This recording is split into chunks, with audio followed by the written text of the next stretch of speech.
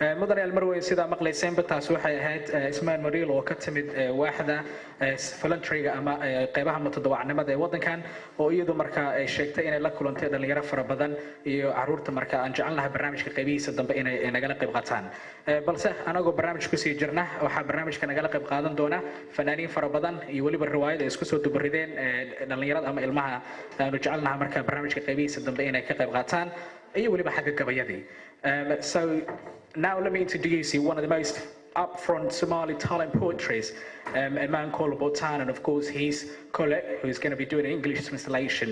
So ladies and gentlemen, let's give a warm welcome to Botan and Rob Inglis, please.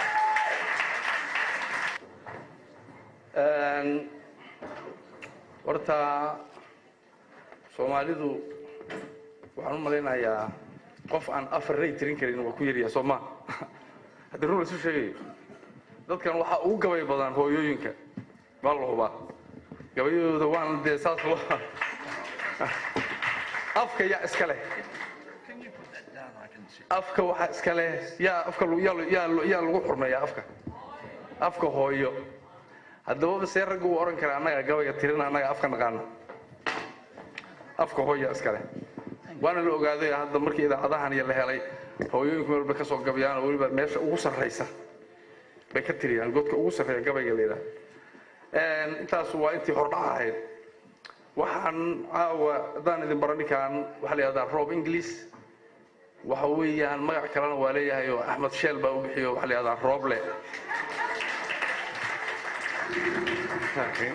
marka Roble waxa weeye waa nin gabayaa waxa weeyaan gabayo badan oo Soomaaliyan ugu tarjumay kuwa asaga uu tiriyayna waa jiraan oo Soomaaliya uu ka tiriyay waxa kamid ah gabayo uu akhrin doono markii ugu horeysay uu arkay markuu asaga Australia ka yimid asalkiisii laakiin markii ugu horeysay wadankiisa ka soo tagay wadankii labaad uu indhiisa saaray asagoo 20 jir ah waxa Soomaaliya marka xilligaas wuxuu ka qoray gabay marka waa noo dambeyn doona barnaamijyo badan baa jira oo program leeyahay ma baashaan baan rabaa inaan ku soo qatimo oo dadka aan fici doona magaciisa waad garan doontaan laakiin bal Rob baan hadda ku wareejinayaa inuu asaguna wixii uu maar dadka kale oo afaf kale ku hadla uu ugu sheego welcome Rob you can Good evening. Botan and I believe, in fact we have proved that multiculturalism works, and we formed a partnership after 7/7 with other groups called Arts Exchange at King's Cross, because we believe King's Cross is too important a place just to change trains. And that applies to Tottenham and everywhere in Britain. We don't just change trains, we exchange cultures. Now, we're going to start tonight with a very hard test of singing. And we want everybody to join in this chorus, particularly the people who aren't Somalis. It's important that they do, because the chorus is in Somali. It's a poem, or a riddle poem, that Botan has worked on, a traditional poem, and he has adapted it with a moral to teach a lesson to young people in London today. And this is a chorus. We make sure you know it before we move on. وأويان ماشي أهي هذا كور ما قاشين دورتين دبنا لا أردي لي ما ركتين واحد نقطي باسكيل بس لا قدي ما ركتين سأعرفكم فهمان. Now in English that means a mouse that killed a lion. Have you seen that?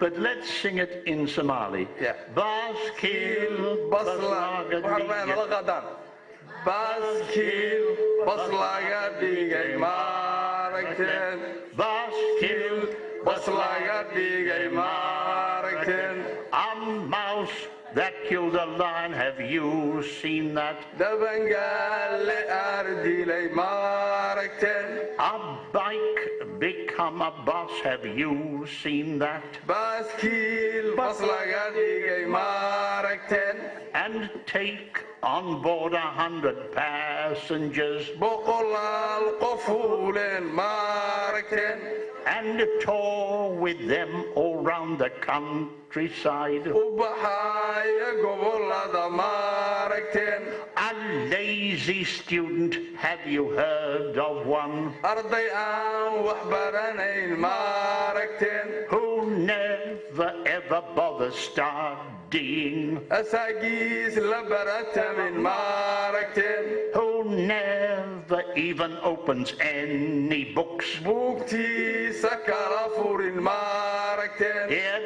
wants to come out top in his exams. misna baaska kow raba maaragteen Mouse that killed a lion, have you seen that?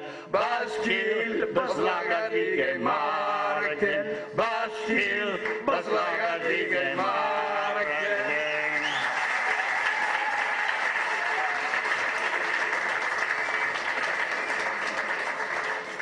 baahan yahay Now you beep beep. in la bedelo waxyaabihii hore si ay u fahmaan carruurta iskuullada iyo meelaha jooga wax ay arki karaan marka libaax iyo dabangaalla hadduusan u muuqanin wax u muuqdo ay garan karaan oo ay markaas marka arrintaas yaa laga rabaa hooyooyinkaa laga rabaa oo walba ayagaa sameeyey waxaan ka hadlayno hooyooyin baa sameeyey haddana hooyooyinkaa waxaa laga rabaa inay sameeyaan wax carruurtu ay fahmi karaanoo wixii hore o dhan dee ay hooya ma joogto kabax kabax aaday kabaheedii qaato laga oran jiray hadda waxaad u bedeli kartaa meeshan suuqay aaday maaragtay shoppingkay jirtaa salisbarigay jirtaa wax ay garan karaan mogta waa in wixii la bedelaa si ay wixii u sii noolaadaan haddii kale ma noolaanaya halkaasuu ku dhimanaya muhiimadda afka waa inaan fahnaa waana sahlantahay si waxaa loo sameeyo wax sahlan wax weyn maaha okay Rob So we're going to do the continue traffic jams. yeah what's next We're doing, I hate the traffic jams. okay traffic jam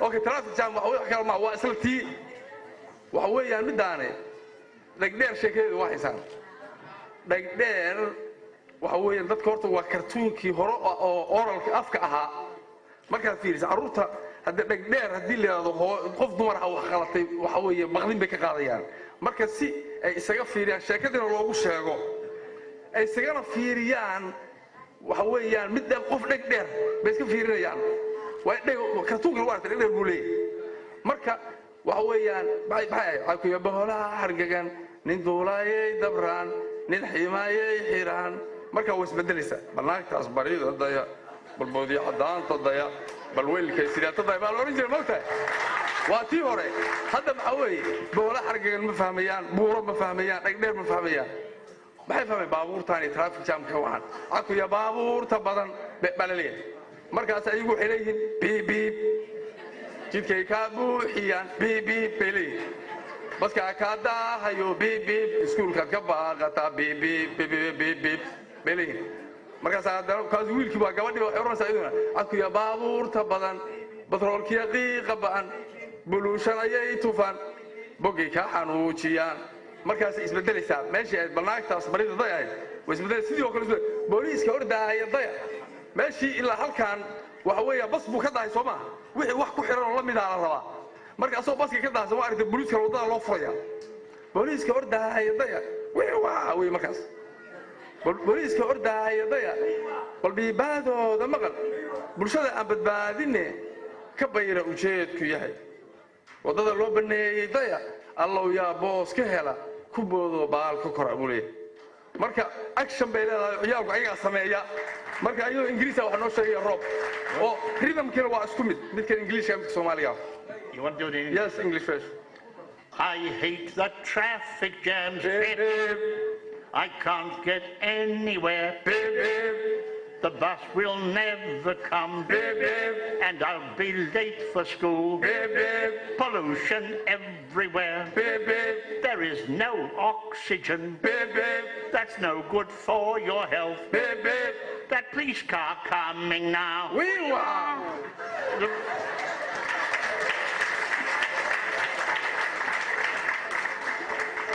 The blue light whizzing round, and hear that screeching sound. He's saying, clear the way. We're here protecting you. Here comes an ambulance. and blue light whizzing round. Wee-waa! And hear the screeching sound. Wee-waa! It's saying, clear the way. Wee-waa! We've come to give you aid. Wee-waa! Waa intaas iyaduna.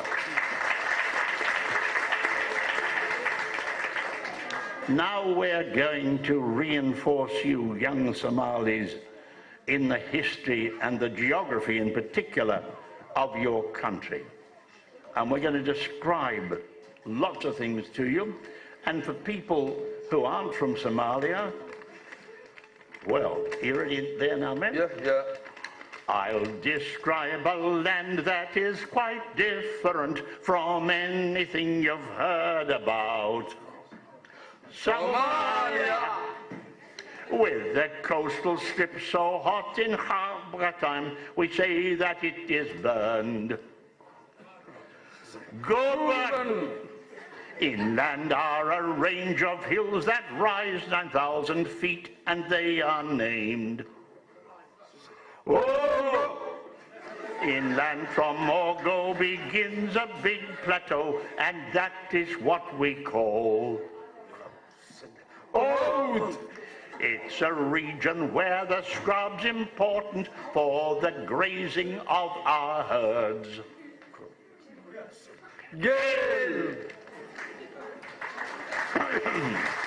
taas ciyaalka ayaa lagu barayaa maaragtay magacyada af Soomaaliga iyo. Now Botan is going to tell the youngsters here about how important their language is. Yes. Gabaygaanu waa horta bishii hore February 22 maalinta afka hooyaa loo asteeyay. Waad ogtihiin marka gabaygaanu wuxuu ka hadlayaa muhiimadda afka uu leeyahay. Waad ogtihiin oo hadda dadka caruuraha afkooda si fiican u yaqaanaba caruuraha kale kaga fiicnaaday waxbarashadii. Waa la hayaa daraasadii hadda u baahan tihiin cabdi sidaad kala xiriiri kartaan. Waa way marka maskaxda ilmaha ku koraysa. Ilmaha guriga waa in af Soomaali lagu hadlaa. waa inaan maartay waxa laga yaabaa dad badan yiraahdaan warninkaan wadankiiba ma hayna af Soomaaliga iyo waxaan ku mashquulay maxay tahay laakiin dhinac kasta laga burburan maaha albiir wuxuu waa in maartay wixii la isku day karo ognahay telefishinada ugu furan iyo mawjado laakiin haddana ila dadaalo oo xariga fiiro la isku xiro oo inaan hooyada iyo cunuga isfahmi waayeen oo dadku wax isla fahmaan la waayeen baa muhiim ah waxay oranaysaa marka intii aaday dibadii ilmaheenu dhaxal ma leh cidna eersan mayno inaga asbaabta leh oo asal sidaan ahayn iyo oday ka warintii oraaqun af laga dhaho oo eraya suugaan inta badan ilaalsheen hadaynaan inagu baran ubadkana aan loo dhigin sida aadamaha kale afkeen hooyo lagu qorin aan qaas looxda ku engegan ku urursan buugaag oo heeso waa muurtaas eedeeda maan lihin آخرية أدون كما إبها وقرقارو إليس نور هسي أبياش جوغي أمه هويدين يو أخياري وحقرد وين إنت أنا أجلانو إيلي أحبال قلين هدان لغو أقبضانو أنا قونتا لغا قرين أوهسو أمورتاس إيدي دمالين نينكا كيسي آسي أفكي هويدي دي أبنا قيسي تورا إساقا اسمو دي ما أحادو قولكالي سيدي آران قيل دالي إرمان عانا لغا ربو حالي سودا مان أوران وأدون كل حريركي أقون لغو سياسدو وأرمى بنانو أفقاد مديدني balse ilbaxnimo ku doonkaad adoo waayinkaagii aad erayo luuq kale ku amaahanaysan ayahoodu waa halis aansa soo ruushay ujeedkaygii maansadu ma abaaray boogtii ma iftiinsha cudurkii mase iri aqoontay ina diinha lagu dhayo erayse iga dardaarana baa ku soo afmeeriye ummadii waxay jiraysaa inta ay afkeedii astaan gaara leedahay aadmiga kaloo idil ku aqoonsado aanay arrintaa loo kaco waa maasantiin Yeah. Mirror image. Mirror images. Will I introduce it? Yeah, introduce and then we'll... Now we're discussing immigration, and Botan's written this wonderful poem called Mirror Image, and discovered a wonderful meaning in it. Do you want to tell it to them in Somali? waxaa la yiraahdaa wax muraayad laga dhigtay hadii muraayada maaragtay booliiska iyo ambulance magacooda hore iyo dandamiska saas u rogan yahay marka dad baabuur wata ka fiirso magaca ku soo qormaya gadaal soo sax ah laakiin dad aad u fiirso ma waa gedisan yahay ma akhrin kartid isdiib erayga la yiraahdo muxuu yahay waa wax la yaab leh mogt marka luuq ahaan loo raaco isdiib waa eray laga naxo weey laakiin anagu waa la waayo hooya waa isdiib alxamdulillah baa leeyahay mogt ma isdiibta fonkii waa cayrtii baa balaga okay alxamdulillah oo dhan erayadoo dhan waa erayo sir ah oo anna cid noo hoosgelisay ma aqaan kulay waa la isu hoosgeliyey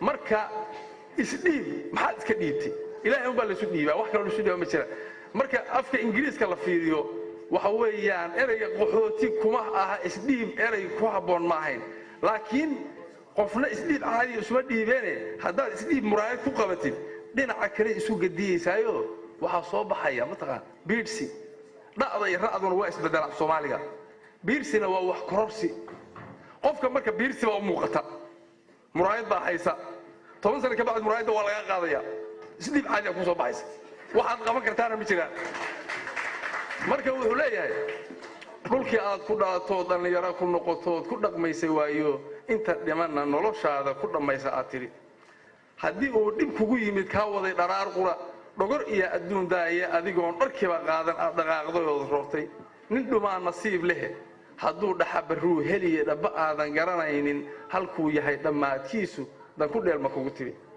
qof dhibani ma dhimir qabo haddii aanu kaba dhigin qof dhibani ma dhimir qabo dhab wax uguma fiirsado haddaan dhinaca laga qaban dhuunkaal buu xareed moodi ee wax muraayad laga dheegtay iyo isdhiibtaan ku soo dhoofnay dhankeed rogan markaad eegto dhabar qoraalkeedu dhacda oo ra' lagu doorshay dhawaaquu samaynaayay dheef lagu macnaynayay yaa dharaar akhriye haatan iyadoo dhabteediiya dhammaadkii kelmadahayga waxa aan ku soo dheelmay ha isdhiibin ee dheef biirso dhaqankana ku qaba gowska ha iska dhuminin dhaxalkaaga wuu dhow yahay nasrigii eebbe marka hala dadaalo oo yaan la isdhiibine waxa la biirsado Mirror image. A youth might say that come what may, he'll never desert the land of his birth. But if someone's lost in the dead of night, he can find his way in the next day's light. You can call him lucky. Your case is worse if you've had to run without your shirt, and even the light of the following day might never help you find your way. A Somali who is a refugee describes his condition as is deep, surrender, even when he's escaped to a distant land where he's accepted and is free. That word is deep, used repeatedly, eats its way into his brain. Hold a mirror up to that word is deep. In reverse, it becomes bidzi. And bidzi means to earn something, to think clearly and be positive, and never to let the thought of surrender. arrinkaad codsani xaashidii lagu inqaasaayay iyo application adigoo diro sugi akhbaartiisa aroortii haddii boosta wale irad ka soo tuuro oo ay kugu adkaato marka aad akhriyo weydo ilaa waxaad ishaartaa macnaha eray un koobaya unfortunately ingiriisku yiri laba amaanayn I am pleased mar haddaan oran xaalku waa ever And we call this poem in English officialese. If a letter begins with unfortunately, then be certain it won't contain anything good. In fact, if the first phrase is not, I am pleased, you are doomed.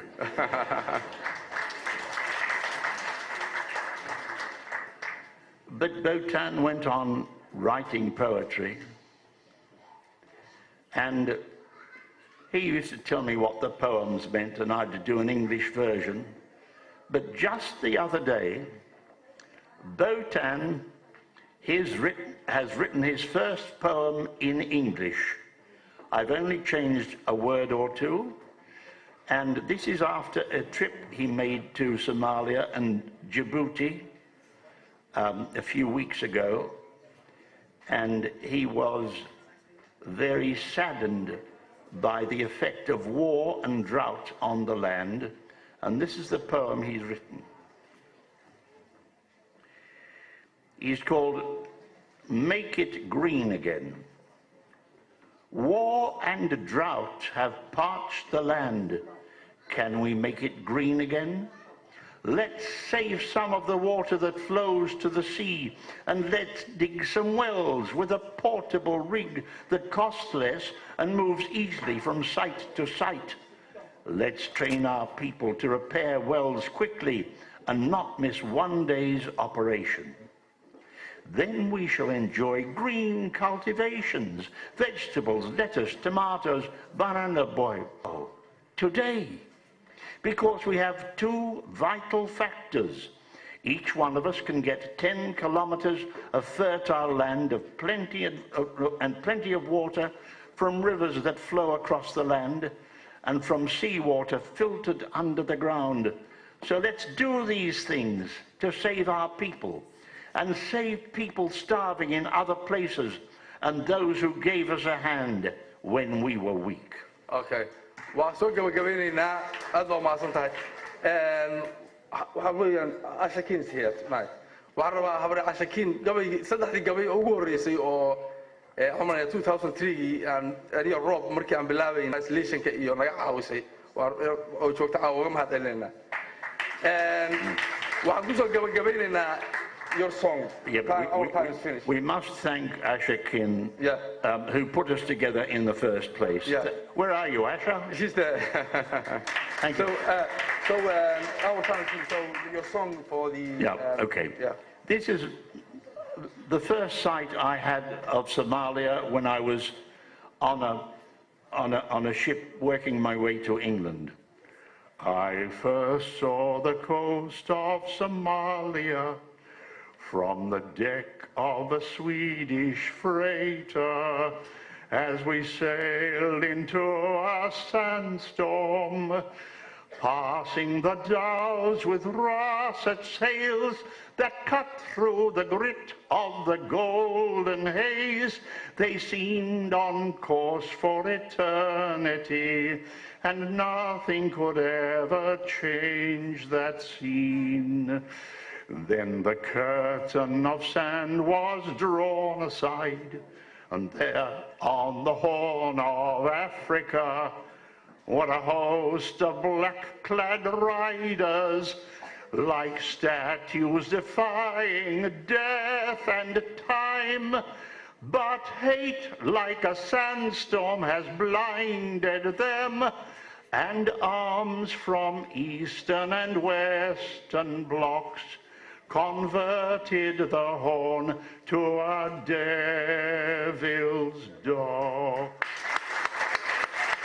Waa mahadsantiin waxa weeyaan mar kale aan soo noqon doonaa oo barnaamijkii aan idiin sheegay oo muxuu ahaa ma baashaan aan ka wada hadli doonaa qayb baan ku ognahay. Salaamu calaykum.